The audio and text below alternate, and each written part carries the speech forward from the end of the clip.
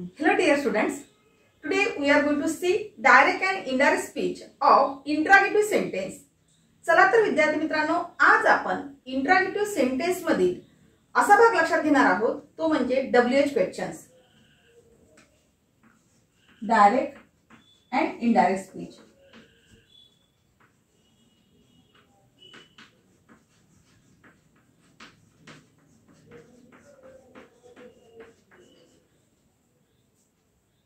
Speech of interrogative sentence म्हणजे प्रश्नार्थक वाक्याचं अप्रत्यक्ष कथन कशा पद्धतीने होते ते आपण बघत आहोत.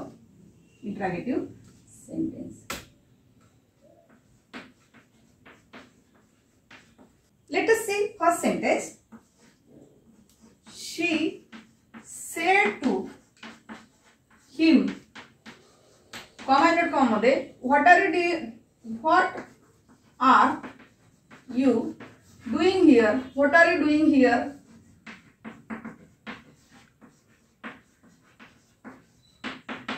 बघ, कालच्या व्हिडिओमध्ये आपण जे काही डायरेक्ट स्पीचची वाक्य बघितली होती ती सगळी वाक्य कशी होती? व्हर्बल क्वेश्चनची होती. ती व्हर्बल क्वेश्चनची कशामुळे होती? तर इन्व्हर्टेड कॉमाच्या सुरुवातीला तुम्हाला कोणता शब्द दिसला होता? एकतर टू बी रूपाने सुरुवात झालेली दिसले होते किंवा टू डूच्या रूपाने सुरुवात झालेली दिसले होते. त्याचबरोबर जर टू ह्याच्या रूपाने आलं असतं तर ते सुद्धा कशामध्ये आलेलं असतं? व्हर्बल क्वेश्चन मध्ये. पण आज आपण असा भाग बघणार आहोत की जे वाक्य डायरेक्ट अँड इनडायरेक्ट स्पीच करते वेळेस आपल्याला WH क्वेश्चन कसे असतात याविषयी जाणून घ्यायचे आहे. चला तर या ठिकाणी फर्स्ट सेंटेन्स घ्यायला शिकूया. She said to him what are you doing here. आता दिलेलं वाक्य कसं आहे? दिलेलं जे वाक्य आहे हे डायरेक्ट स्पीचचं वाक्य आहे, याला आपल्याला इनडायरेक्ट स्पीच करायचं आहे. ठीक आहे, तर चला कसं होईल? सगळ्यात पहिले वाक्याचा टाईप ओळखायचा. आता दिलेलं वाक्य हे कोणत्या प्रकारामध्ये आहे हे तर तुम्हाला दिसतच आहे. दिलेलं वाक्य हे इंटरॉगेटिव्ह मध्ये आहे, राईट. पण इंटरॉगेटिव्ह मधला कोणता टाइप्स आहे हे लक्षात यायला पाहिजे. तर इंटरॉगेटिव्ह मधला या ठिकाणी WH टाइप क्वेश्चन्स आपण बघत आहोत. का? तर कारण वाक्य इन्व्हर्टेड कॉमाच्या सुरुवातीला इथे काय आलेलं आहे? WH वर्डनी सुरुवात झालेली आहे आणि शेवटी प्रश्नार्थ चिन्ह आलेलं आहे किंवा क्वेश्चन मार्क आलेला आहे. ठीक आहे, चला याचे आन्सर कसं ते बघूया आपण.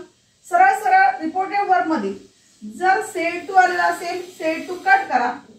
जर वाक्यामध्ये सेड टू आलेला असेल रेड वर्ब मध्ये तर ते कट करायचं आणि त्याऐवजी तुम्हाला काय घ्यायचं आहे? आस्क हा रिपोर्टेड वर्ब यूज करायचा असतो.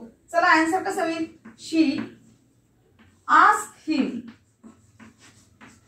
शी आस्क हिम.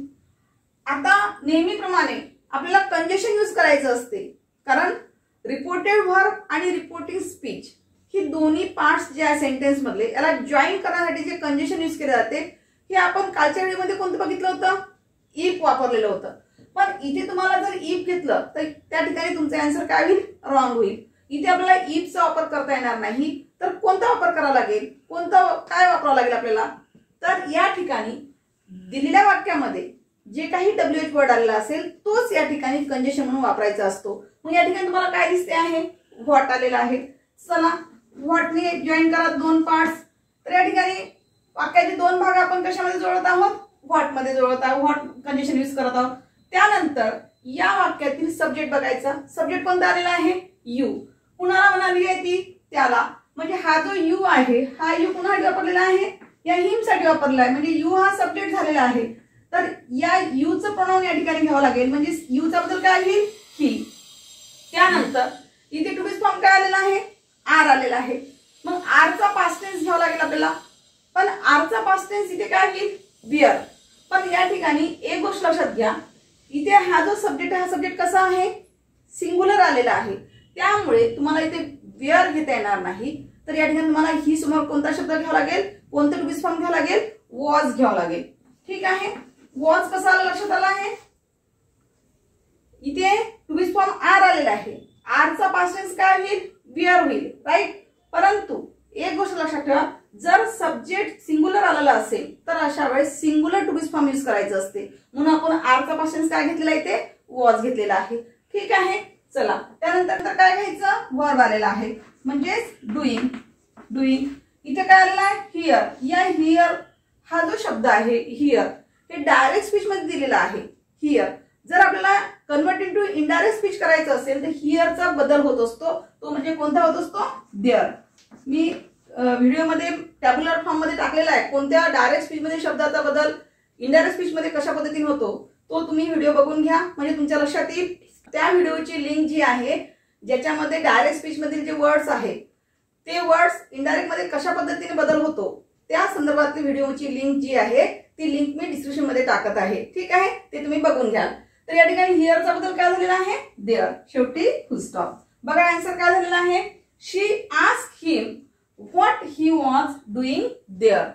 ठीक आहे, चला let us see another example. The master said to the servant comma inverted comma मध्ये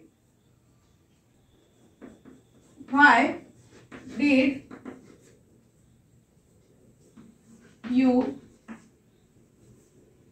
did you not tell it, question mark. बघा आता या ठिकाणी काय दिलेलं आहे, सेंटेन्स कडे लक्ष द्या. The master said to the servant why did you not tell it. ठीक आहे, आता अशा वेळेस कसं आपण इनडायरेक्ट स्पीच करणार आहे. सगळ्यात पहिले काय लक्षात घ्यायचंय तुम्हाला, दिलेल्या वाक्यातला रिपोर्टेड वर्ब कोणता आलेला आहे आणि रिपोर्टिंग स्पीच मध्ये कशाने सुरुवात झालेली आहे. टाईप तर तुमच्या लक्षात आलेला आहेच, नो डाऊट. चला, the master asked the servant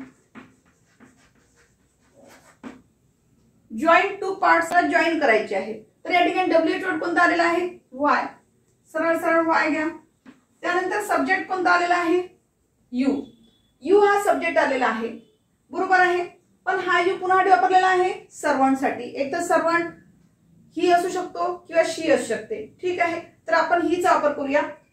तर वाय ही. त्यानंतर दिलेल्या वाक्यामध्ये टेन्स कोणता दिसते तुम्हाला, इथे डीड आलेला आहे. म्हणजे डीड म्हणजे सिंपल पास्ट टेन्सचं वाक्य आलेलं आहे. एक गोष्ट लक्षात ठेवा विद्यार्थी मित्रांनो, ज्या वेळेस दिलेल्या वाक्यामध्ये सिंपल पास्ट टेन्स आलेलं असेल म्हणजे रिपोर्टिंग स्पीच मध्ये त्यावेळेस नेहमी इनडायरेक्ट करत असताना पास्ट परफेक्ट टेन्सचा वापर करावा लागतो इनडायरेक्ट स्पीच करते वेळेस.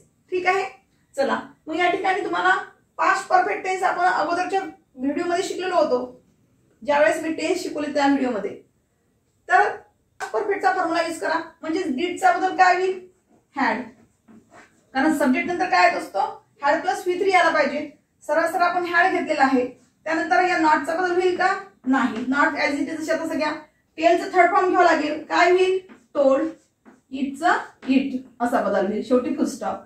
बघा आन्सर काय झालेला आहे, the master asked the servant why he had not told it. ठीक आहे, आपण आजच्या तासामध्ये काय बघितलेलं आहे, WH वर्ड्सचे जर सेंटेन्स आले असेल तर ते कशा पद्धतीने इनडायरेक्ट करायचं. जसे की फर्स्ट सेंटेन्स मध्ये तुम्हाला मी सांगितलं की WH वर्ड जर इन्व्हर्टेड कॉमाच्या सुरुवातीला येत असेल तर जॉईन सुद्धा त्या शब्दाने करायचं. दुसरी गोष्ट, रिपोर्टिंग स्पीच जर प्रेझेंट टेन्स असेल, प्रेझेंट टेन्स मध्ये येत असेल तर इनडायरेक्ट करत असताना त्याचा वापर सिंपल पास्ट टेन्स मध्ये करायचा. ठीक आहे, सेकंड सेंटेन्स मध्ये पास्ट टेन्स मध्ये जर वाक्य आलं असेल म्हणजे रिपोर्टिंग स्पीच जर तुमचं पास्ट टेन्स मध्ये आलेलं असेल तर अशा वेळेस इनडायरेक्ट स्पीच करते वेळेस पास्ट परफेक्ट टेन्सचा वापर करायचा असतो.